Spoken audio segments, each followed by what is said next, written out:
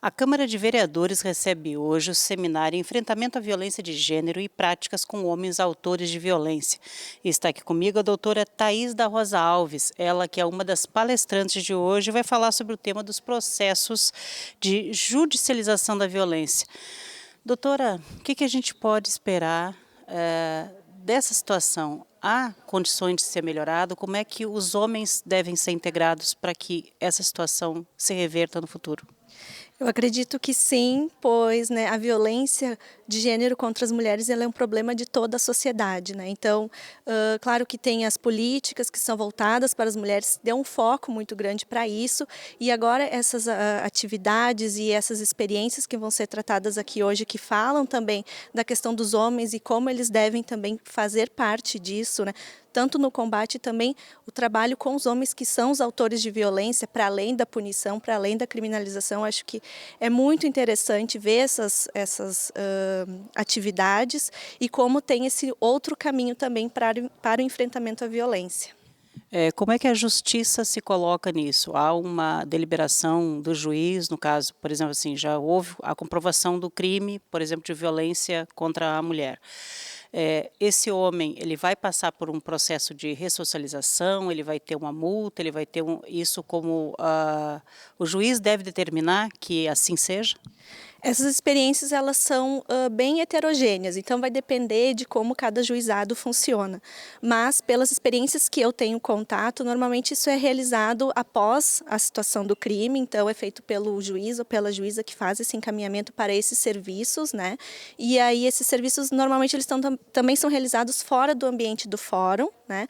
E ele tem mais um caráter assim de reeducar aqueles homens. Então, falar sobre a violência, falar, né, que isso é uma estrutura, né, toda que está permeada na sociedade, né, para até mesmo ter essa desmistificação da violência, né, de pensar que não é que ela é banal, que não é um crime, né, como nós temos pela Lei Maria da Penha. Então, a justiça ela faz um papel muito importante nesse encaminhamento desses homens. Na sua pesquisa, quais são os métodos mais utilizados? Por exemplo, são palestras, são grupos de apoio? Como é que se dá essa reeducação, digamos assim, dos homens que praticam a violência? Esses grupos eles também têm uma heterogeneidade, então vai depender de como cada serviço atua, mas ele tem um caráter de ser mais entre um coletivo, né? Então tem a equipe, né? Que então pode ser formada por psicólogos, por sociólogos, assistentes sociais, né? E aí tem esses homens que participam como mesmo um grupo fechado, assim, então são encaminhados determinados números, né, um número fechado de homens que participam do começo ao fim dessas atividades, né, e aí até o final desse processo, então que eles vão se autoavaliando também, né, como autores de violência, enfim. E como é que estão Itajaí, a região de Itajaí hoje? Esses serviços já estão disponíveis, eles já estão funcionando? A experiência de Itajaí também é uma novidade para mim, porque eu vim do Rio Grande do Sul, né? Então o que eu vou falar mais vai ser disso. Mas hoje vai ter, né, uma das palestras vai ser com um exemplo daqui, né, de Itajaí, que tem esse serviço para homens, né? E na sua experiência, assim, a questão cultural, ela está principalmente aqui no Sul, não sei se mais aqui no Sul ou não, mas exemplos, por exemplo, de um machismo estrutural, de uma submissão, de achar que a mulher tem que ser submissa a tudo sempre e sempre ser o lado tolerante da história. Como é que a senhora viu isso na sua pesquisa?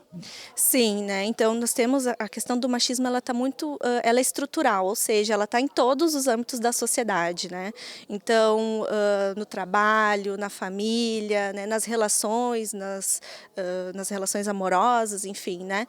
Então dentro dessa pesquisa a gente percebe que é algo que está permeado, né? Então acho que tem que ser todo feito um trabalho de também cultural, de ter essa conscientização de que isso não é natural, não é naturalizado a mulher ter determinado tipo de comportamento, o homem também, né? Não pensar também só na questão da mulher, mas como essa estrutura do machismo, ela também, ela condiciona homens e mulheres, né, a determinadas posições.